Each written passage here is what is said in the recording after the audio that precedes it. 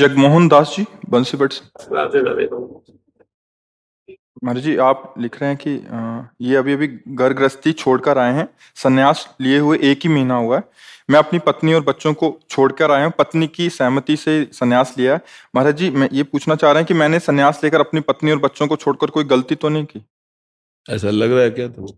मेरे को तो कुछ नहीं लग रहा है। नहीं, बच्चे तुम्हारी पत्नी को सुख पहुंचाते हुए उनका पालन पोषण करेंगे?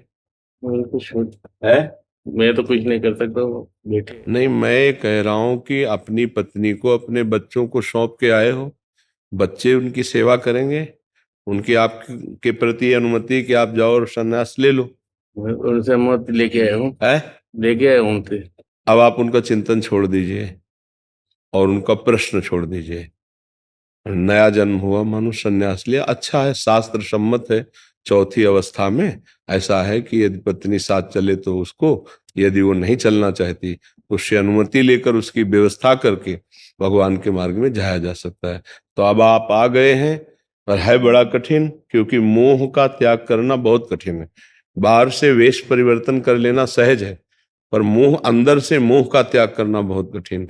मोह मूल बहुशूल प्रद, त्यागो तम अभिमान, भजहु राम रघुनायक कृपा सिंधु भगवान।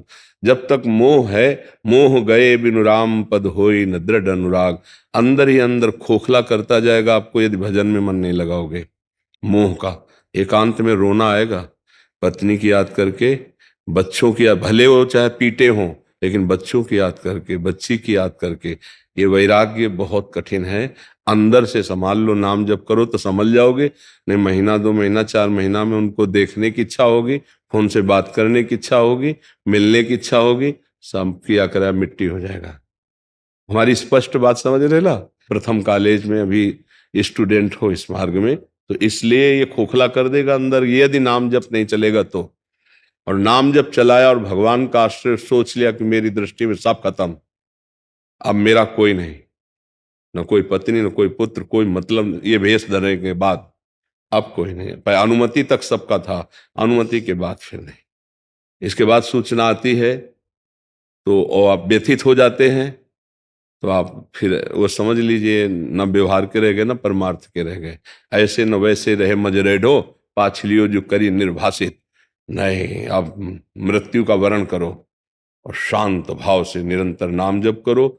चाहे जितना कष्ट आवे विचलित मत हो, सुख सुविधा का भोग मत करो, सब भोग लिए हो, सब भोग लिए, असुविधा से भजन करो। ब्रजवासियों की टूक मांग के खाओ, वृद्ध शरीर है, सब्जी आदि की व्यवस्था कर लो और एकांत सेवन करो, तो भजन में रुचि हो जाएगी। भजन में रुचि नहीं हो, अगर भंडारा व्यवहार में फंसे तो मोह को नहीं रोक सकते। 50 वर्ष का अनुभव वो आपको खा जाएगा, वे नाटक रह जाएगा, और 10 20 50 हजार इधर से कमा के उधर भेज ही दिया करोगे, इसके बाद नरक जाओगे। हमारी बात स्पष्ट है। वैराग्य का मतलब होता मर गया नहीं, अब हमारे परिचय में केवल प्रिया प्रीतम और भगवान के सब स्वरूप में। अगर ये कड़ाई नहीं रखी ना, तो ढोल के भीतर पोल मिलेगा। ये खूब अनुभव की बात कहते हैं। 5 5 रुपया 100 100 रुपया जोड़ोगे, बाद में वहीं दे आओगे, इससे बहुत बड़ी हानि हो जाएगी। अब नहीं, आपका कर्तव्य है। जैसे हम बात कर रहे हैं ना, तो आपके अंदर की जो हिम्मत है वो मजबूत होनी चाहिए, टूटनी नहीं चाहिए, इसलिए बात कर रहे हैं। पर हमें ऐसा आपके आंखों से लग नहीं रहा है कि आप, ऐसा लग रहा है कि कहीं टूट ना जाओ। नहीं, है, नहीं टूटूंगा। आज बंसी बट मेरी टूटी आएंगी, है, मेरी बंसी बट टूटी आएंगी फिर, और अब बंसी बट का मैं ही संभाल करता हूँ। अब आप देख लो, संभाल बंसी वाले के चिंतन की कर ली, वहां भी ये चढ़ेगा। चलता है, मैं नहीं लेता हूँ कुछ भी, संभाल गुरुजी को दे देता हूँ। बहुत, हाँ, संभल के रहला, क्योंकि अब आखिरी मंजिल अगर पार हो गए तो पार हो गए, लड़खड़ा गए तो गिर गए। बस हम, मतलब वैराग्य के कारण बोले हम ऐसे नहीं। अब कैसे कहें वो बहुत सावधानी से चलो तो निपट जाओगे, आखिरी मंजिल है। नाम मंत्र अंदर चलाते हो निरंतर। गुरुजी साथ में ही रहते मेरे, वो भी नहीं छोड़ते, अलग अलग नहीं होते मेरे से। मैं जाता हूँ थोड़ा सा इधर उधर तो रोने बैठ जाते गुरुजी हमारे। समस्या है, समस्या है। अब कैसे है? हम बस अंदर से देखते रहो गुरु जी का स्वरूप क्या है, ये समझना बड़ा कठिन है। हमारी बात को शायद अभी आप थोड़ा सा इधर थोड़ा सा निकल जाता हूँ, गुरु जी के आंसू निकल जाते। चलो, भगवान की कृपा है, गुरु प्रेम है, पर चलो नाम जप करो, नाम जप करो, और भगवत विस्मरण न होने पावे, आगे बढ़ो, ठीक है ना। हाँ, गुरु निरपेक्ष और चेला आसक्त, उल्टा है यहाँ। गुरु, जानते हो परमार्थ का महारथी गुरु कैसा होता है? निरपेक्ष, अपेक्षा नहीं, आए की हुज्जत नहीं, गए की तलाश नहीं, निरपेक्ष। और शिष्य आसक्त, चाहे गुरु का कितना भी प्रतिकूल स्वरूप हो जाए, प्राणपण से उनकी सेवा और उनका चिंतन। बहादुर बनो, आगे बढ़ो, नाम जप करो, गुरु सेवा में रहो, और चिंतन को पकड़े रहना, चिंतन न छूटे। चिंतन छूटा तो समस्या, माया, अभी तो शुरुआत किया ना, माया प्रलोभन फेंकती है या भय फेंकती है।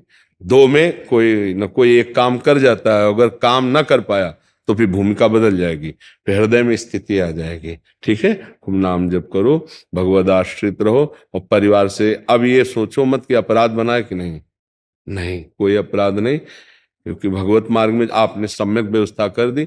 अब पैसा मत भेजना, बाबागिरी को पैसा मत भेजना, नहीं तो दुर्गति हो जाएगी। ये जो बाबागिरी का पैसा अपने घर बेचते हैं ना, हाँ, बहुत बहुत बुरा घर का हाल भी होता है, और बहुत बुरा उस संत का भी हाल होता है। क्योंकि ये जो दूसरे को द्वारा दिया हुआ है, ये साधु सेवा या गौ सेवा या भगवत सेवा के लिए, वो वहीं लगना चाहिए। अगर कहीं उसका दुरुपयोग हुआ तो हराम का नहीं है, खा जाएगा, ये बुद्धि भ्रष्ट कर देगा, गिरा देगा। 4 दिन में गुरु जी ने गादी दे दी, ये पैसे की। ये पैसे जितने भी आते मैं फटाफट अन्न लेके आता हूँ। इतने भक्त लोग आते, 500 600 खुद बना के खिलाता हूँ। हाँ, ठीक है, ऐसी सेवा करो और खूब नाम। जी, प्रवीण सैनी जी, पंजाब से। राधे राधे महाराज जी, आपके चरणों में कोटि कोटि प्रणाम। महाराज जी, जैसे कि आपके श्रीमुख से सुना है कि सभी साधकों को प्रतिदिन श्री जी के आगे साष्टांग प्रणाम करना चाहिए, एक संख्या में, जैसे 21 या अधिक मात्रा भी हो सकती है। गुरुदेव, मेरा प्रश्न है कि जैसे अशुद्ध और अपवित्र अवस्था में कोई भी सेवा नहीं करनी, तो क्या साष्टांग प्रणाम में भी ये लागू हो जाती है? अच्छा, माताओं बहनों के लिए साष्टांग का निषेध किया है, पंचांग की बात कही है। तो जब सेवा में ही नहीं जाना है, तो जहां हम बैठी वहीं से पंचांग प्रणाम कर लेते हैं। प्रभु तो सर्वत्र हैं। शास्त्र शीर्षा पुरुषा सहस्राक्षा शास्त्रपात सभूमि गुण सर्वतस्प्रत्वात तिष्ठदशांगुलम। भगवान सूक्ष्म से सूक्ष्म है, महान से भी महान है। कोई कण ऐसा नहीं जो भगवान ना हो, कोई दिशा ऐसी नहीं जहां भगवान ना हो। तो अपवित्र दशा में भगवान के मंदिर के सामने न जा करके, गृहस्थ धर्म की मर्यादा है 3 दिन तक जो है वो अपवित्रता का निर्वाह करना चाहिए, जो महीने में होता है माताओं बहनों। और जब वो पवित्र हो जाए तो फिर सेवा में जाए। तो 3 दिन तक पंचांग प्रणाम जहां अपने कमरे में, वहीं से उसी दिशा को करे जिधर प्रभु विराजमान है। साष्टांग प्रणाम पुरुष शरीर के लिए है, और पंचांग प्रणाम माताओं बहनों के लिए है। ऐसा है जी। गुरुदेव, एक और आज्ञा के अनुसार माला जब हवा में अक्षर अक्षर लिखकर, मतलब मानसिक पटल पे कह रहे होंगे, करना चाहिए जितना हो सके। गुरुदेव, हम ऐसा करने का शुरू करते हैं, लेकिन कुछ देर बाद फिर से नॉर्मल जब शुरू होने लग जाता है। कोई लिखना बात छूट नहीं, जाता ऐसा है। ही करो। 5 बार हुआ, अगली बार 6 बार करो, 10 बार करो, बकाया नाम जप ऐसे करते रहो। अगर ये अभ्यास आ गया कि आपके सामने मंत्र लिखा है और वही अंदर सुन रही, वही चल रहा है, तो ये एक बार किया हुआ 1000 माला के बराबर होता है। मान लो एक बार आपने गुरु मंत्र को ऐसे लिखा और अंदर से सुना, ऐसे देख रहे हैं, 1000 बार जो ऐसे से बहिर होकर जपने का, वो अंतर्मुख होकर जपने का एक बार, बहुत महिमा है इसकी। तो अगर आप 1 माला कर लेते हैं तो आप सोचिए कितना कर लिए। आप 50 बार कर लेते हैं तो ऊबना नहीं, घबराना नहीं। मान लो 1 माला में 5 बार लगा और शेष हम 103 बार ऐसे ही बोले, तो 5 बार हमारे बहुत पॉइंट के हो गए। और धीरे धीरे जब लगाया जाएगा तो ऐसा हो जाएगा, कभी कभी 50 बार कर सकते हैं। क्या है, मन चंचल है ना, 5 बार लगा भाग गया, धीरे से फिर घसीट के लाओ, 2 बार लगाओ फिर भाग गया, फिर लाओ घसीट के, यही तो अभ्यास कर रहे हैं। तो इसमें ऊबना नहीं है, पर हमको अभ्यास ऐसा ही करना है। अगर बाहर देख करके लिखते हो तो अच्छा है, नहीं तो अंदर देखो। आज्ञा चक्र में मानो आप अपने मस्तक में लिख रहे हो मंत्र, या आप ऐसे देखो कि मैं हृदय में लिख रहा हूं अंकित, जहां देखो। हाँ, अब अगर आपका ऐसा अभ्यास नहीं तो बाहर देख लीजिए, बाहर में जैसा आपने कहा हवा में, तो ऐसे भी बाहर देख कर लिखा जा सकता है। बहुत उत्तम है अगर इस तरह से किया जाए। हाँ जी। महाराज जी, एक एक छोटा सा मेरा प्रश्न था। जैसे अभी 1-2 दिन पहले एक संत महात्मा आए थे गृहस्थ के, जिन्होंने विट्ठल भगवान सर पे कर रखे। उनसे हम गृहस्थों को क्या सीख लेनी चाहिए? जैसे उनके घूर्णित नेत्र थे, वो तो पूछो मत। हाँ, वो तो जादू कर गए थे ले। वो हमें उनके साक्षात दर्शन हुए, हमें भी दर्शन हुए। हम एकांतिक की लाइन में लगे हुए थे, तो बहुत आनंद हुआ था। हाँ, ऐसे हम प्रश्न उत्तर कर रहे थे, हमको तो पता भी नहीं था, हमारे बार बार हृदय में आ रहा था कोई है कोई है, तो फिर एकदम ऐसे दृष्टि गई। वो बहुत नाम, उनके रोम रोम से विट्ठल विट्ठल निकलता था। नाम जप करते रहो, और इष्ट निष्ठा गुरु निष्ठा, वो 45 साल से अपने इष्ट को टोप बनवा कर ऊपर ऐसे धारण किए हुए हैं, और सुन विट्ठल विट्ठल। तो आप देखे उनके नेत्र देखे थे? हाँ, प्रभु उनके नेत्रों में झलकते हैं। बहुत सुंदर। ऐसे गृहस्थों को प्रणाम है। जैसे तुकाराम जी थे, उनकी पत्नी थी ना, हाँ, तो पहले तुकाराम जी की पत्नी को भगवत साक्षात्कार हुआ। भजन के आगे फिर ये नहीं चलता कुछ। खूब भजन करो, नाम जप करो, और घर परिवार की सेवा भी करो। वो सेवा भगवान की सेवा ऐसा मानकर करो, भगवान में रति हो जाए तो वो स्थिति आ जाए।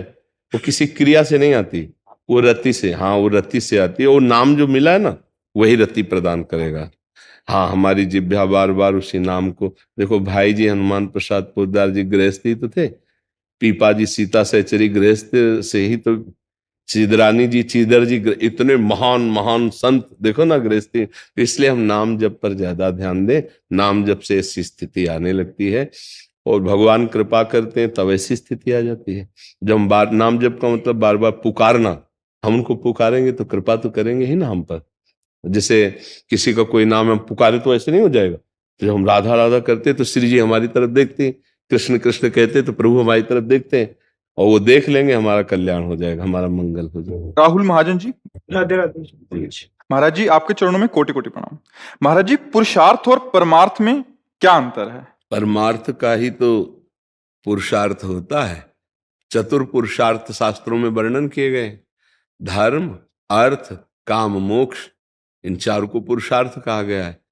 और यही परमार्थ है कि हम धर्म पूर्वक गृहस्थी में हैं, अर्थ कमाएं, और धर्म पूर्वक कमाए हुए अर्थ से अपनी कामनाओं की पूर्ति करें, और अंत में मोक्ष पदवी को प्राप्त करें। तो इसी को परमार्थ कहते हैं। परमार्थी गृहस्थी में रहते हैं, और विरक्त में इन दोनों को हटा दिया जाता है। धर्म और मोक्ष इसको स्वीकार किया जाता है, और गृहस्थी में दो बीच में आ जाते हैं, अर्थ और काम। धर्म पूर्वक वैराग्य, धर्म का पालन करते हुए मोक्षावलंबन, मोक्ष को प्राप्त करना, ये वैरागी का है, या प्रेम प्राप्त करना। और गृहस्थी का धर्म पूर्वक धन कमाना, परिवार का पोषण करना, धर्म पूर्वक अपनी कामनाओं की पूर्ति करना। कामना की पूर्ति के लिए अधर्म नहीं, धर्म पूर्वक, और फिर मोक्ष का अवलंबन करना, मुक्त हो जाना। तो ये चार पुरुषार्थ है, धर्म, अर्थ, काम, मोक्ष। पंचम पुरुषार्थ प्रेम कहा गया है, और इसी को प्राप्त करना परमार्थ कहा गया है। परम अर्थ जो भगवान की प्राप्ति है, भगवत प्रेम प्राप्ति है, या मोक्ष प्राप्ति, इसी को परमार्थ कहते हैं। अब परमार्थ का स्वरूप क्या है? पूरे शास्त्र भरे पड़े हैं। परमार्थ के स्वरूप में पूरी गीता जी है, पूरे भागवत जी हैं, योग वासिष्ठ जी हैं, वेदांत हैं, ये सब परमार्थ का ही तो वर्णन कर रहे हैं जी। समझ पाए पुरुषार्थ और परमार्थ का क्या मतलब है? इंस्पेक्टर नरेंद्र पाल सिंह जी, राधे राधे महाराज जी। महाराज जी, मैंने भोले बाबा की कृपा से उनका मंदिर बनाया तथा भगवान शिव व मां पार्वती जी को जल लेकर माता पिता स्वीकार कर लिया। महाराज जी, भगवान शिव पार्वती को भगवान राधा कृष्ण सीताराम, भगवान विष्णु लक्ष्मी के रूप में देखा जा सकता है, या आपको गुरु रूप में आपकी बात मानकर गुरु स्वीकार करना चाहता हूँ, जीवन कम है, तत्काल शिव पार्वती मंत्र का जप करूं या राधा राधा? महाराज जी, मेरे लिए क्या सही मार्ग है आगे का? शिव पार्वती में आसक्त हो, वो आगे बढ़ा देंगे। शिव पार्वती में आसक्त हो जाओ, फिर वो जब आपका ट्रांसफर करेंगे ना, तो वो करेंगे तो बहुत अच्छे ढंग से हो जाएगा। जैसे नरसिंह मेहता जी भगवान शिव में आसक्त हो गए, तो भगवान शंकर उनको रास में प्रवेश दिला दिया। जैसे अपने जीवन में काशी विश्वनाथ जी में आसक्त हुए वो, तो हमको अगला मार्ग चयन नहीं करना, वो खुद हमें पहुंचा देंगे। एक होता है स्वयं से निर्णय करना और एक होता है भगवान की प्रेरणा से करना। जब भगवान की प्रेरणा होगी तो प्रश्न नहीं रहेगा, फिर सीधे आप बोलेंगे मुझे पूरा डिलीट होकर बैठा हूं, अब मुझे जो लिखना है सो लिख दो, मुझे ये मतलब नहीं कि आप क्या लिख रहे हो, बस ऐसे। वो होगा उनकी प्रेरणा। अभी है कि मैं उन्हीं में देख सकता हूं, समझ रहे हैं, तो उन्हीं में आसक्त होइए, वो आगे का मार्ग पुष्ट कर देंगे। अनन्य भाव से भगवान शंकर की उपासना करो और भगवान त्रिपुरारी जी प्रसन्न हो जाते हैं, तो वो जिधर भेजना चाहे, सिया राम राधे श्याम, जिधर भेजना चाहेंगे आपको भेज देंगे। आप निश्चिंत रहिए, परम कल्याण के मार्ग में लगे, जीवन बर्बाद तो हो नहीं रहा। वही भगवान शिव हैं और आपको सच्ची कहें वही भगवान राम है, वही भगवान कृष्ण है। तत्व तो एक ही है ना, नाम रूप अलग अलग दिखाई दे रहे, तो आराधना जो करे उन प्रभु की करो।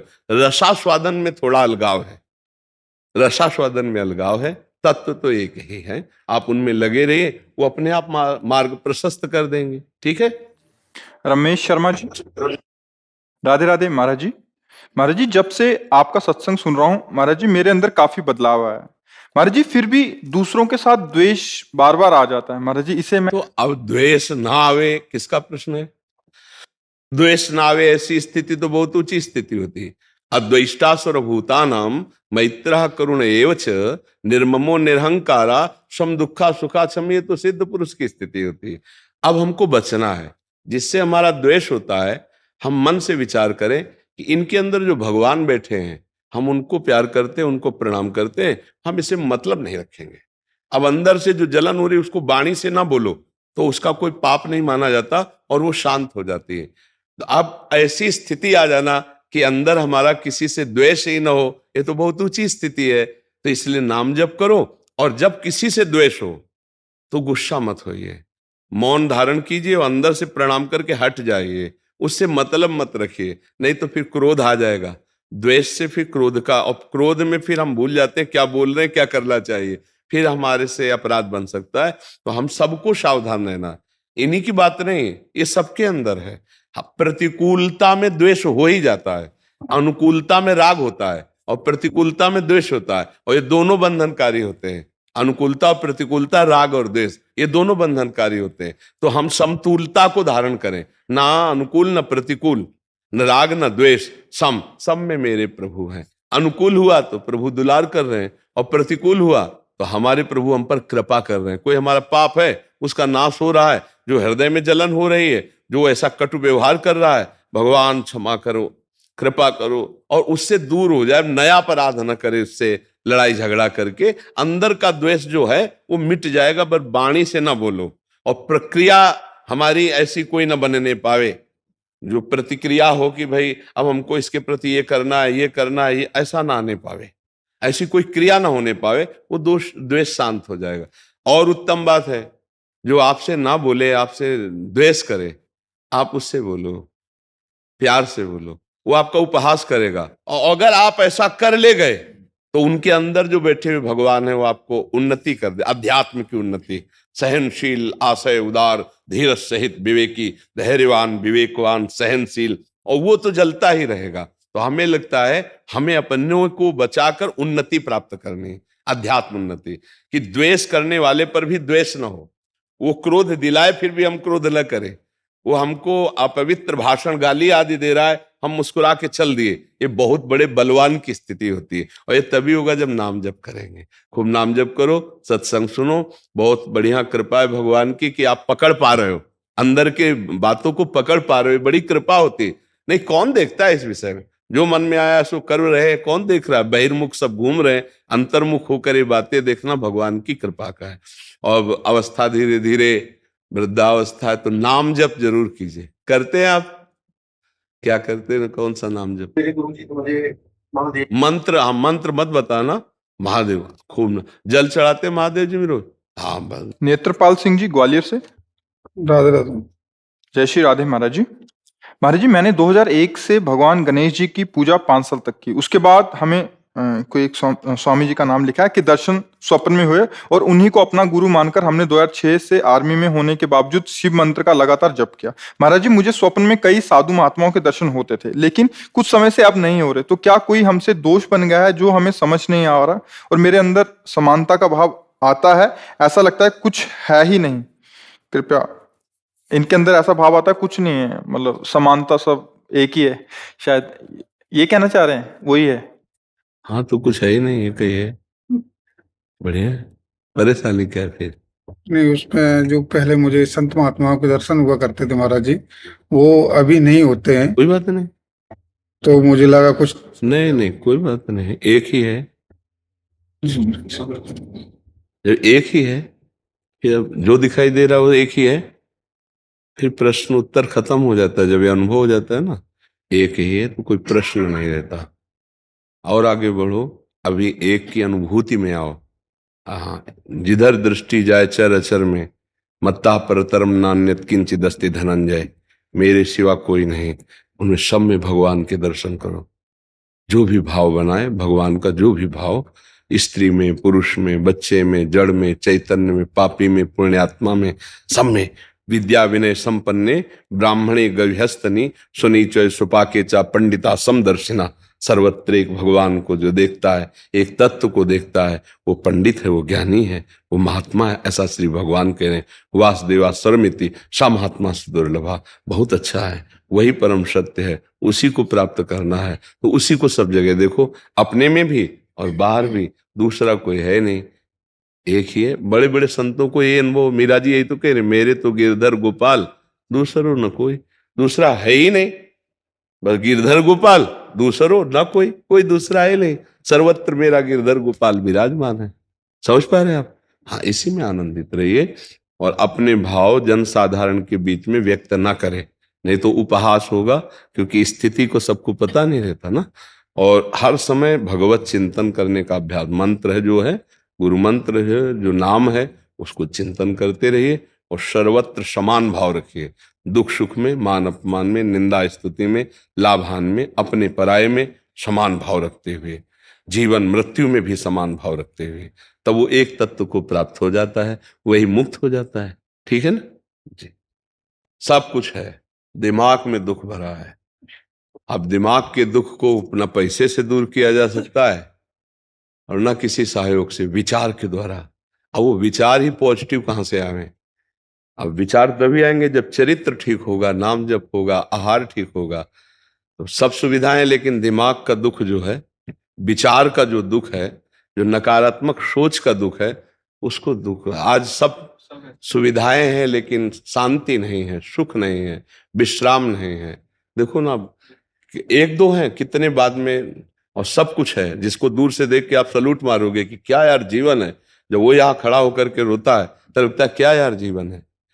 सब कुछ सुविधाएं, सब पद हैं, लेकिन विचार वो भगवान से शुद्ध नहीं, भगवान से नहीं जुड़े तो अशांति, चिंता, शोक, भय, कल्पनात्मक दुख, इससे संसार। इसीलिए कहते हैं अध्यात्म के बिना सुख और शांति नहीं है। घर घर है हमारा। हाँ, शरीर शरीर में है, शरीर शरीर में। हाँ, जब तक भगवान से चित्त नहीं जोड़ोगे तब लग कुशल न जीव को, सपने मन विश्राम, जब लग भजतन राम को, शोक धाम तज काम। जब तक भजन नहीं तो जीवन बोध खुद दिखाई दे रहा है। प्रमाण देख लीजिए, खुद दिखाई दे रहा है। जो अभी रो के गए, अगर वो किसी के सामने खड़े होंगे तो ऐसे नहीं करेगा, यार क्या यार, मतलब पोजीशन है, क्या वस्तु है इनके पास, लेकिन वो कैसे रो रहे हैं? विचार दुख, अध्यात्म नहीं है तो समस्याओं में उलझे हुए हैं। इसका नाम मृत्यु लोक है। महाराज जी, सत्संगी और जो सत्संग नहीं सुनता, मतलब जो बड़ा विचार- अंतर है। हाँ महाराज जी, दोनों में इतना उसके घर में सब क्लेश हो रहा है। हाँ। महाराज जी, आप पीछे उनके पति का वो हो गया, अगले दिन वो सत्संग में आए थे, हाँ, आप भी हाँ। इधर। तो महाराज जी, कितना बड़ा, रात को पति पूरे हाँ, हो गए और चिता सुबह लगती है और सत्संग सुबह में 4 बैठे हैं बजे महाराज जी। ये कितना बड़ा परिवर्तन महाराज जी, आज तक कभी उनको डगमगाते हाँ, नहीं देखा। नहीं, पूरा परिवार भगवान के सत्संग का जो नित्य श्रवण करते हैं, प्रभाव तो अलग होगा। और जो सत्संग से विमुख है, अब कितना भी कुछ है पर दुखी है, अशांत है जी। तो ये जो बच्चा बोल रहा है कि हम भयभीत हो जाते हैं, हम शोकित हो जाते हैं, हम आगे, ये नकारात्मक सोच ही तो है। क्यों है? क्योंकि आधार नहीं है। आधार हो तो फौरन उसकी काट है। भगवान है ना, प्रभु है ना, ऐसा कैसे हो सकता है? हम उनका भजन करते हैं, हम उनके आश्रित हैं, ऐसा कैसे हो सकता है? महाराज जी ये तो सोच रख लिया और इससे हम पार भी हो गए। महाराज जी फिर जब असफल हो जाएं उसके बाद हमारा क्या मान्यता रहनी चाहिए? सही बात पूछो तो जब आप ऐसा करोगे तो असफलता में सफलता का ही आनंद अनुभव में आएगा। सकारात्मक सोच ही जीवन का सुख है, नहीं तो दुख और सुख और जय और पराजय ये टिकाऊ नहीं है। जैसे दिन टिकाऊ नहीं है, ऐसे रात टिकाऊ नहीं, ऐसे सुख टिकाऊ नहीं है, ऐसे दुख टिकाऊ नहीं। कोई सदैव विजयी नहीं रहता, कोई सदैव हारता नहीं, कोई सदैव सुखी नहीं रहता, कोई सदैव दुखी नहीं रहता। ये क्रम चलता रहता है। दुख के अवसर पर हमें हमारे विचार बचाते हैं हमको। अभी हम अपने विचार में अपने को बीमार मान ले तो हम कल से आने लायक नहीं रहेंगे, ध्यान रखना। हम आज अब भी नहीं मानते कि हम बीमार हैं, तो हमारी निगेटिव सोच जो है ये बिना भजन के नहीं जाएगी। और अगर ये बनी रही तो अरबों रुपया हो, खूब बड़ा पद हो, पति व्यवस्था पत्नी सब कुछ हो, लेकिन नकारात्मक सोच तुम्हें चैन से नहीं रहने देगी। पक्की बात मान लीजिए। इसको सुधारना है तो सत्य पे आइए, धर्माचरण कीजिए, पवित्र चरित्र रखिए और नाम जप कीजिए, आपकी सोच बदल जाएगी। देखो, आपकी सोच अच्छी है तो आप थोड़ा कम पैसे वाले भी है ना, गरीब भी हैं, तो मस्त रहेंगे। सोच सही नहीं है तो चाहे आपके पास अरबों रुपया हो, आपका जीवन नरक जैसा रहेगा, क्योंकि आपकी सोच अशांति, कलह, नाना प्रकार की वासनाओं में, खेल में फंसाकर आपको नष्ट कर देगी। तो हमें लगता है कि बिना अध्यात्म के चिंता, भय, शोक इसका दूर होना बहुत कठिन है। नाम जप करो, चरित्र पावन रखो। आज प्रायः चरित्र को हम नहीं सुरक्षित रख रहे। ये समझ लीजिए कि चरित्रवान के पास ऐश्वर्य चरण चूमता है। चरित्रहीन चाहे आप जितना धन एकत्रित कर ले, शांति और सुख का अनुभव नहीं कर सकते। अब ये बात शास्त्र की और संतों की मानना स्वीकार करो तो अभी आनंद की अनुभूति हो जाए। हमारा चरित्र देखो, हम राम चरित्र गाते हैं। राम जी रघुवंश में प्रकट हुए और रावण उत्तम कुल पुलस्त करनाती, ब्राह्मणत्व उत्तम कुल पुलस्त करनाती, लेकिन चरित्रहीन हो गया तो राक्षस कहा गया। समझ रहे? चरित्र गाते हम, राम चरित्र गाते हैं। मां केवल अंतर है नहीं, वही बड़ी रा उसमें भी लगी हुई है। मां वही भगवद अंश है, जय विजय और कोई दूसरा नहीं है। ये लीला करके दिखाया कि एक चरित्रहीन हो गया तो राक्षस है, चरित्रवान तो वही भगवान। सब में भगवान है, वही अब लीला कर रहे। देखो, हम अपने चरित्र को पावन रखें, हम धर्म से चले, नाम जप करें, तो अब कहीं भी आपके अंदर नकारात्मक भाव आपको परास्त नहीं कर सकता। ये हमारा अध्यात्म का अनुभव की बात है। नहीं तो क्या कर दिया जाए जिससे आप बच सकते हो? सोचो, आपको क्या मिल जाए? एक ऐसा शब्द बोल दो जिससे आप निर्भय, निश्चिंत और निःशोक हो सकते हैं। एक बोलो कि ये मिल जाए तो मैं बिल्कुल निश्चिंत हो जाऊंगा और आज से कोई कामना नहीं करूंगा। बोलो, कोई एक बात बोलो। नहीं बोल सकते, क्योंकि एक के साथ हजारों बातें लगी हुई हैं। एक केवल वो है कि परमात्मा मिल जाए तो फिर सब पूर्ण हो जाए। जिसके पाने के बाद कुछ पाना बाकी नहीं रहता, जिसके जानने के बाद कुछ जानना बाकी नहीं रहता, और जिसको अनुभव करने के बाद कोई भय नहीं रहता। 5 वर्ष के प्रहलाद जी हैं, त्रिभुवनपति हिरण्यकश्यप है, सकारात्मक सोच है, मेरा हरि मेरी रक्षा कर रहा है, बाल बांका भी नहीं कर पाया। हाँ, अगर हमारी कभी पराजय होती तो उस समय भगवान इतना बल देते हैं, इतना सुख देते हैं कि वो पराजय क्षण में नष्ट हो जाती, हमें शोक नहीं होता। देखो, बड़े बड़े भक्तों को पराजय का मुख देखना पड़ा। धर्मराज युधिष्ठिर अभिषेक हुआ, इंद्रप्रस्थ के सिंहासन पर चक्रवर्ती सम्राट पद पर बैठे, कपटियों ने कपट करके परास्त किया। 12 वर्ष का वनवास, 1 वर्ष का अज्ञातवास, परिणाम भारी कष्ट सहा। ऐसे महारथियों को छुप के रहना पड़ा, लेकिन परिणाम फाइनल पे आइए तो चक्रवर्ती सिंहासन पर महाराज युधिष्ठिर ही बैठे, उनके कुल में कोई नहीं रह गया, सब विनाश को प्राप्त हो गए। तो हमें लगता है धर्माचरण, भगवद आश्रय, पराजय कभी होती भी है तो वो विजय की ही आशा पुष्ट करती है, और भगवान इतना बल देते हैं कि पराजय उसे दुख नहीं दे पाती है। तो इसलिए हमें नाम जप करना चाहिए, भगवद आश्रित होकर के अध्यात्म को समझना चाहिए। आज हमारे नवीन बच्चे अध्यात्म को नहीं समझ रहे, तो बड़ी आचरण में बड़ी अपवित्रता आ चुकी है। आप देख लीजिए कैसे कैसे गंदे अपने जीवन को इन अवगुणों से युक्त कर लिया गया, व्यसन, व्यभिचार। अब ये अध्यात्म का ज्ञान ना होने के कारण अपना नाश कर रहा है। तो चरित्रहीनता, गुणहीनता और नकारात्मक सोचें, अगर इनको हमें ठीक करना है तो हमें बहुत सावधान रहना, हमें अपने चरित्र को बचाना है। आज हमारे बच्चों में चरित्र सुरक्षित नहीं रह पा रहा है। आज बच्चों का जीवन बड़ा संकटपूर्ण जा रहा है। बात पक्की समझना, हमको जब ऐसी बात आती है तो हम दुखी होकर के बोलने लगते हैं कि आज हमारे राष्ट्र का जो ये नवीन भविष्य है, ये संकटपूर्ण परिस्थिति में जा रहा है। गर्लफ्रेंड, ये बॉयफ्रेंड, ये व्यसन, ये इनको चैन से नहीं रहने देंगे। नवीन नवीन अवस्था के बच्चे हैं, जब गंदे आचरणों में फंस जाते हैं, अब उनको ब्लैकमेल किया जाता है। वो अपने माँ बाप से बता नहीं सकते कि दूसरे से कहने घुटते रहते हैं, और अगर ज्यादा घुटन आ गई तो अपने आप को।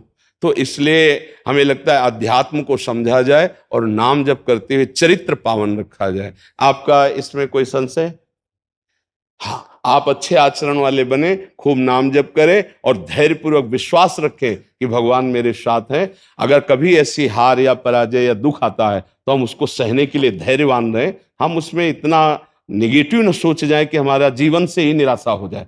आज हमारे बच्चों में बहुत जल्दी इतना सोचने की क्षमता आ गई है कि अब तो यार जीवन किस काम का। कहीं कोई ब्लैकमेल कर रहा तो जीवन, अरे हमें लड़ना है। हम कल भी कह रहे थे कि बच्चों को चाहिए माता पिता से दोस्त जैसा व्यवहार करें, और माता पिता को चाहिए कि बच्चों से दोस्त जैसा व्यवहार करें। दोनों आमने सामने बैठकर उनके हृदय की बात को जानें और उनको दोस्ती की तरह सपोर्ट करें, तो आगे बढ़ सकते हैं। वो दलदल में फंसे हुए निकल सकते हैं। नहीं तो कई ऐसे गंदे बच्चे होते हैं जो अच्छे बच्चों को अपने विषय जाल में फंसा करके उनके जीवन को बर्बाद करते हैं। बकाया नकारात्मक सोच के लिए नाम जप बहुत जरूरी है। चाहे आप स्त्री हो, चाहे पुरुष हो, चाहे गृहस्थ हो, चाहे विरक्त हो, जब तक नाम जप नहीं करोगे, आचरण पवित्र नहीं रखोगे, तो वास्तविक सुख का अनुभव नहीं होगा। नाम जप बहुत आवश्यक, इसलिए हम सबसे प्रार्थना करते हैं नाम जप करो। शराब मत पियो, मांस मत खाओ, पराई माता बहनों की तरफ गंदी दृष्टि से मत देखो, गंदे आचरण मत करो। ये मनुष्य जीवन ऐसे गंदी बातों के लिए नहीं मिला। गृहस्थी में हो तो धर्माचरण करते हुए धर्म पूर्वक विषय भोगो और नाम जप करो, भगवान को प्राप्त हो। जी महाराज जी ऐसे मैंने पहले ना बहुत बुरे बुरे कर्म किए हैं। तो अभी अवस्था कितनी तेरी रे, इतने बुरे कर्म कैसे? सच्ची में मैंने लॉकडाउन में मतलब जो गंदी गंदी चीजें होती है ना, वो सब कुछ किए हैं। जब से आपका संग मिला तब से मैंने वो चीज नहीं की है। अच्छा। और फिर भी जब दोस्तों के साथ बैठता हूँ तो वो मुंह से निकल जाता है और फिर बाद में पछतावा होता है। फिर बाद में राधा राधा नाम का मुझे ये दर्द होता है कि मैं उस टाइम क्यों नहीं याद कर पाया वो। बिल्कुल, वैसे बहुत अच्छे बच्चे हो, पर इतनी, और यही तो मैं आश्चर्य होता है, इतनी अवस्था में बच्चों में गंदगी जो आ रही है बहुत गलत। मुझे किसी दोस्त ने बताया। ऐसे दोस्त दुश्मन होते हैं। पढ़ाया भी जाता है। ये पढ़ाया जाता है 8वीं कक्षा में, अभी मैं जा रहा हूँ। बड़े बच्चे बता रहे थे ये सब अभी पढ़ाया जाएगा हमारा जी। अच्छा यार, हमारे समय में तो ऐसा नहीं पढ़ाया जाता था। अब ऐसा कुछ विषय आया है क्या? मुझे तो पता नहीं। शुरू करने की कोशिश मैंने भी सुना है, न्यूज में सुना है कि कोशिश कर रहे हैं, मतलब ये इस चीज की इंफॉर्मेशन स्कूल में देने की। हाँ, अगर बच्चों को जानकारी बचाव पक्ष में दी जाए तो बहुत अच्छा है। छोटे छोटे बच्चे हैं, लेकिन अगर बच्चों को उत्साहित किया जाए इसके लिए, तब तो बहुत मतलब नकारात्मक सोच आ जाएगी ना हमारे समाज। अब ये हमारी समाज की नई पीढ़ी है। अगर ये हमारे राष्ट्र की ये नई सेवा पद्धतियों की, इन्हीं में एमएलए बनेंगे, इन्हीं में फौजी बनेंगे, इन्हीं में पुलिस बनेंगे, इन्हीं में चोर बनेंगे, इन्हीं में दुष्ट बनेंगे, इन्हीं में साधु बनेंगे। ये जो नई पीढ़ी है ना, अब जैसे बहुत प्रवीण बच्चा है, बहुत प्रवीण, बौद्धिक स्तर इसका बहुत जोर का है, तो उसने स्वीकार किया कि मैंने गलतियां की, बहुत बुरे कर्म किए। अब भला ये बच्चा क्या बुरे कर्म कर सकता है? वही जो अपनी गलतियों पर स्वीकार कर रहा है ना, मैंने बुरे किए। अब इस बच्चे को कैसे पता चला कि बुराई ये क्या क्रियाएं हैं? तो दोस्त से पता चला, स्कूल जाने से ऐसे दोस्त। तो नए नए बच्चे मोबाइल से कुसंग प्राप्त करके उसका विस्तार कर रहे हैं। और अगर कहीं डॉक्टर वाली बातें जैसे ना कि ऐसा करने से स्वास्थ्य ठीक रहता है, जो हस्त क्रिया आदि है ना, तो इन बच्चों को और बढ़ावा मिल जाता है। कई ऐसे मतलब वीडियो, जब हमारा वीडियो पड़ा हस्त मैथुन का निषेध वाला, तो दसियों वीडियो उसके साथ ऐसे आए जो उसके सपोर्ट वाले थे। इन बच्चों का सर्वनाश हो जाएगा अगर ये बात देखेंगे, तो इनको उत्साह बढ़ेगा ना। अच्छा, इनको परिणाम से मतलब नहीं, इनको थोड़ा सा सुख की अनुभूति, जैसे दाद है ना, नई दाद खुजलाओ तो अच्छा लगता है, बाद में उसका परिणाम वो फबदती और जलन पैदा करती है। ऐसे ही जो हस्त क्रिया है, तो बच्चे, इनको पता तो है नहीं कि मेरे जीवन की नाश की क्रिया है, उनको एक सुख का साधन मिल गया, खेलने का साधन मिल गया, और वो दिन में कई कई बार ऐसा, और फिर इसके बाद जो उनका परिणाम आना चाहिए कि चक्कर आ रहा है, शरीर टूट रहा है, स्मृति नष्ट हो रही, पढ़ने में मन नहीं लगा, शरीर बहुत शिथिल रहता है, और वो आदत उसको खाए जा रही। तो कई ऐसे बच्चे जिनका सुधार करना हमको बहुत कठिन पड़ा, जो हमें जैसे मिले ना, क्योंकि अब जैसे कोई चीज आपसे, तो आप राजी तो बनेगा, लेकिन ये अपने ही यहाँ, इसमें किसी के राजी होने की बातें नहीं हस्त क्रिया में, तो ये बच्चे बहुत बुरी तरह नष्ट हो रहे हैं। कि आपका एक सत्संग भी था जिसमें एक बच्चा ऐसे ही आया था, तो उस सत्संग को देख के मैंने अपनी मम्मी पापा को भी बताया, तो उन्होंने भी कहा ऐसे नहीं करना चाहिए, तब से मैंने छोड़ दिया। पर फिर भी मन में वो चीज आती रहती है और खत्म नहीं होती वो चीज। जैसे आप बोलते ना, घूमते घूमते जब हम राधे राधे बोलते तो गंदी गंदी चीजें बाहर निकलती है। एकांतिक पाठ ला के आ रहा था, पहला क्वेश्चन उन्होंने पूछा था कि दोस्त बनाने क्यों है, जब भगवान जी को दोस्त बनाओ। पर फिर भी जब मेरे पिछली कर्म हुए, अगर मैं अभी राधे राधे बोलूंगा तो खत्म हो जाएंगे। बिल्कुल खत्म हो जाएगी, चिंता मत करो तुम, हम कह रहे हैं हमारी बात पर विश्वास करो, है नहीं। जैसे बोर्ड में पूरा लिख दिया गया, तो एक डस्टर नहीं आता, ऐसे करो पूरा मिट जाता है, नहीं मिट जाता, फिर हम नया लिखते हैं। ऐसे ही राधा नाम तुम्हारे पूरे गंदे लिखावट को अंदर से एकदम क्लीन कर देगा, मन को। अब अच्छे अच्छे संस्कार उसमें लिख लो, बिल्कुल पक्का समझना कि ये नाम क्या करता है, डिलीट करता है, समस्त अशुभ संस्कारों को नष्ट करता है।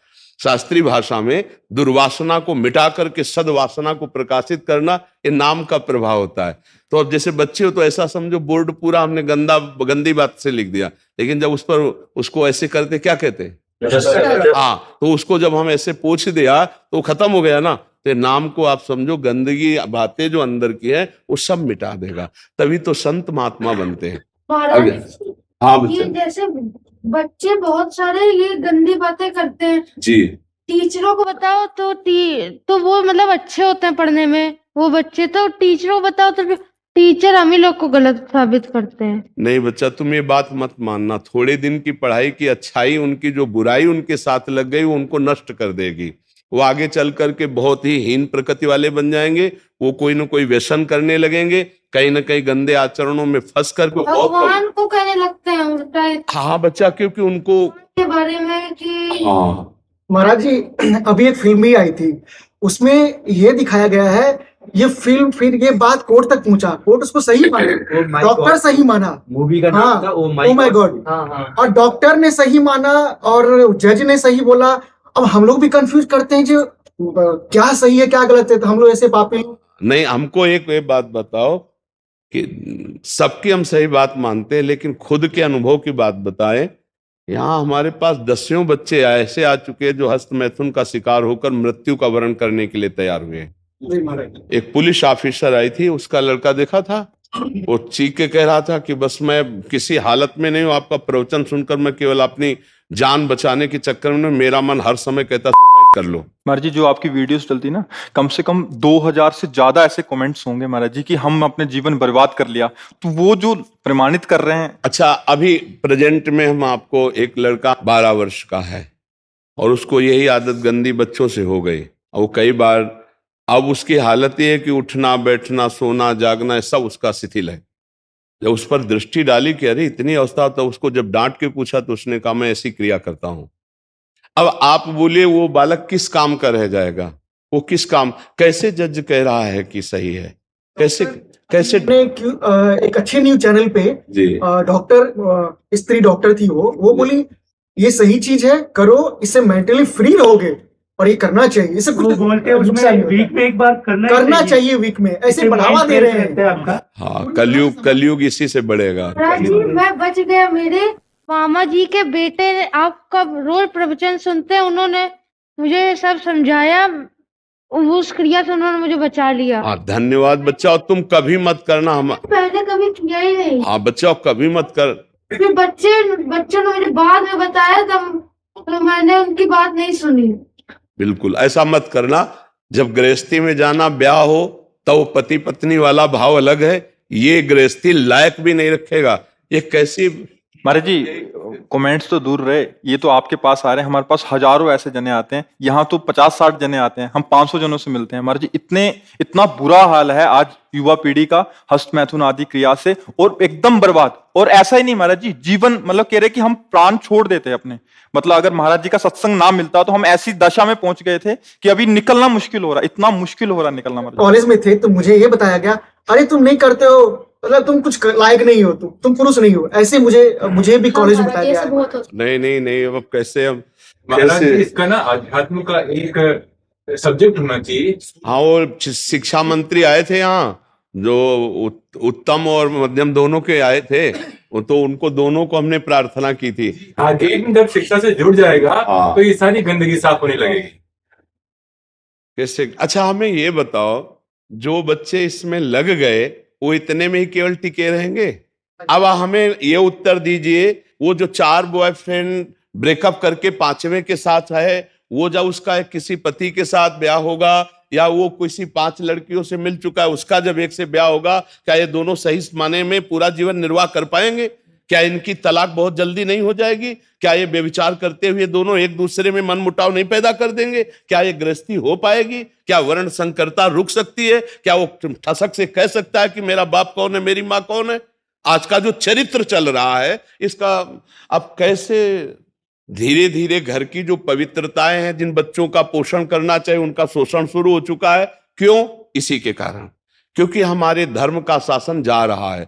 छोटे छोटे बच्चे जब ये वीडियो देखते हैं गंदे वाले, मान लो 15, 18, 20 के बच्चे हैं, वीडियो गंदे देखे, अब कोई लड़की अंदाजा कि 12, 13 की है, अब वो नए जवान लड़के उठा ले गए, क्योंकि वही देख रहे हैं, अब वैसे ही अत्याचार कर रहे, अब उनका जीवन या तो जेल में या तो गोली। 2 हफ्ते पहले 4 साल की बच्ची के साथ हुआ था। तो अब हम कह क्या रहे हैं, ये पता नहीं कौन सा कलयुग का प्रभाव चल रहा है कि जिन बड़े लोगों को निर्णय में थोड़ा विचार करना चाहिए, उन लोगों ने इसकी, डॉक्टर माता पिता के समान है, भगवान के समान है, क्योंकि वो मरीज को, अब आप बताइए कि जीवनी शक्ति वीर्य, जो एक मन अन्न खाने के बाद एक बार बच्चा पैदा करने की सामर्थ्य वाला वीर अंदर आता है, और हमारे कहीं वीर की थैली नहीं है, कहीं भी नहीं है।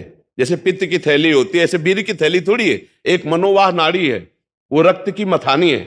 जिस समय हम काम वेदना और चेतना से युक्त होते हैं, वो मंथन करके पूरे शरीर से, जब वीर शक्ति शरीर से निकलेगी तो पूरी नस नाड़ियों में तनाव होगा, और वो शक्ति बाहर वो खोखला कर देती है। ये हस्त मैथुन खोखला कर देता है, हड्डी तक की शक्ति निकाल देता है। और कमर दर्द होना, माथा दर्द होना, ज्यादा विचार करने की सामर्थ्य न रह जाना, स्मृति न रह जाना। आज पशुता बढ़ रही है, पशुता बढ़ रही है। ये क्या हो रहा है? ये जो व्यवहार बन रहा है, ये धर्म में चलेंगे, इनका जीवन अच्छा होगा, ये पवित्र विचार वाले होंगे, ये भगवान को मानेंगे? कदापि नहीं मानेंगे, क्योंकि पहले से ही बुद्धि भ्रष्ट हो रही बच्चों की, तो आगे कैसे बढ़े? महाराज जी, कल एक बच्चे से मिला, इतना डिप्रेशन में था महाराज जी, वो उसको समझा रहा हूँ, उसको समझ ही नहीं आ रहा कि भैया तुम कह रहा कि बाबा मेरे में सामर्थ्य नहीं रह गया बौद्धिक शक्ति का। महाराज जी, अब विदेशों में भी यूएसए ने भारत को देख के इसी का उदाहरण लिया। उन्होंने अपने यहाँ पे अलग अलग जगहों पे महर्षियों की स्थापना की है, उसको महर्षि इफेक्ट बोलते हैं। तो जहां जहाँ पे महर्षियों ने अपना अपना केंद्र स्थापित किया, तो उसके अगल बगल में क्राइम और ये सब चीजें जो है कम हो गई। वहां वो लोग हमको देखकर अपना सुधार। ये जो नए बच्चों का जीवन, ये बहुत संकटपूर्ण बच्चे बच्चियों का जीवन है। और आप ये समझ लीजिए कि हमारी नई पीढ़ी अगर संभली नहीं, तो ऐसी जगह पहुंचती चली जा रही कि विदेश का पूरा फार्मूला यही आपको मिलेगा देखने को। जो विदेशी कल्चर है वो पूरा अपने, और वो हमारा धर्म नहीं, वो हमारा समाज नहीं। वहाँ क्या है, आज आपसे हाथ मिलाया, कल दूसरे से मिलाया, परसों वही तो आ रहा है ना। तो ये हमारे देश का नहीं है, और हमारा देश सदैव दूसरे देशों का आदर्श रहा है। हमारा देश आदर्श रहा, हमारे देश की एक गरिमा रही है, ये कहीं आपको नहीं मिलेगा। एक पतिव्रत धर्म रखना, एक पत्नी व्रत में रहना, ये कहीं नहीं मिलेगा। माता पिता से सुरक्षित होकर संतान धर्म पूर्वक राष्ट्र सेवा, भगवत सेवा, ये कहीं नहीं मिलेगा। बालक पैदा हुआ वो सरकार को समर्पित है। मतलब ऐसी चाले हैं, ऐसे ऐसे विधान है। आज हमारे भारत में सैकड़ों नवजात शिशु कूड़ेदान में मिलते हैं। कूड़ेदान में क्या है, ये हमारी भारतीय संस्कृति कहाँ पहुंच रही है। कितना दयालु भारत देश है, हमारा शांत देश है, दयालु देश है। वो 10 कदम पीछे हटना जानता है, लेकिन तुम्हारी गर्दन काटना नहीं जानता। हमारा देश बहुत पवित्र और धर्मात्मा और दयावान। आज हमारे देश में जो नौ पीढ़ी है ये बड़े संकट में है। जब टीचर ये कह देंगे भैया वो ऐसे ही मन इंद्रिया इसी में राजी है, और जब हमें सपोर्ट डॉक्टर का हो गया, फिल्मों से हो गया, टीचर कह देंगे, तो भैया फिर क्या होगा। इन बच्चों की दुर्दशा हो जाएगी। एक आदमी दिन में 8 बार हस्तमैथुन, नया बच्चा, अब उसकी हालत वो किसी काबिल नहीं रह गया, किसी काबिल। 8 बार आंखों से दिखना कम हो जाता है, हर दोष उपस्थित हो जाता है। तो हमें लगता है कि अगर बड़े तरीके से इसकी शिक्षा दी जाए तो भले स्कूलों में कुछ हो सके, नहीं तो। महाराज जी, एक जमाना था जब हमारे यहाँ घी दूध माखन खाते थे। अंग्रेज और बाकी लोग जो बाहर से आए उन्होंने हमें अधीन करने के लिए गलत चीजों का वो किया। अब हम लोग जो है उसके बाहर में जाके हम उनको अनुसरण कर रहे हैं और वो हमारा अनुसरण कर रहे हैं। वो उनके विद्यालयों में संस्कृत पढ़ाई जाती है, सारी चीजें अध्यात्म पढ़ाया जाता है। वो इस तरफ आ रहे हैं, हम उस तरफ जा रहे हैं। महाराज जी, अब आप जैसे संत और अध्यात्म ही बचा सकता है, बाकी ये सब नहीं। महाराज जी, अगर आप ना होते तो आज हम सब लोग यही। नहीं बच्चा, हमारी श्री जी से यही प्रार्थना है कि आप सब हमारी बात सुनो। पता ही नहीं चलता हम लोग को क्या ये सब है। यार हमें बहुत अच्छा लग रहा है आप लोगों से बात करके। और देखो आपसे प्रार्थना है, आप अपने मित्रों को ऐसी शिक्षा दीजिए, ऐसे मित्रों का संग न करना। जी आपको बोलने लगता है, मैं उनके बारे में नहीं, आपके बारे में कभी नहीं सुन सकता। महाराज जी, आपके बारे में नहीं सुनूंगा, चाहे मुझे एक बार कोई गाली दे दे, आपके बारे में। महाराज जी, पहले ये टॉपिक बाहर था ही नहीं महाराज जी, एक विस्तार से कोई बोला ही नहीं महाराज जी इस पे, और था भी तो बहुत गुप्त था महाराज जी। आपने 2016-17 में पहली बार जब इसका ब्रह्मचर्य के ऊपर किया था, उसके बाद क्योंकि विस्तार इस पर कर दिया कोई अब इसको इतना गुप्त माना जाता है कि कहा नहीं जाता, लेकिन हमें लगता है इसको गुप्त नहीं, इसको प्रकाशित करना चाहिए। माता पिता अपने बच्चों के पास बैठ करके उनको समझाएं कि गंदी बात है, ये बात तुम्हारे जीवन के लिए अच्छी नहीं रहेगी। ठीक है, आप अपने को संभालते रहे, तुम चरित्रवान बनो, पढ़ाई अपने आप अच्छी होने लगेगी। ठीक है, इसको तो रख लो। इनको बच्चों को माला और मेवा का प्रसाद दीजिए। माला, गंदी बात अब मत करना, ठीक है। हाँ, मेरे बहुत अच्छे बच्चे लगे हुए, हमें गंदी बात मत करना। अगर 2 ठीक हो गए ना तो तुम 10 को ठीक कर दोगे, ठीक है।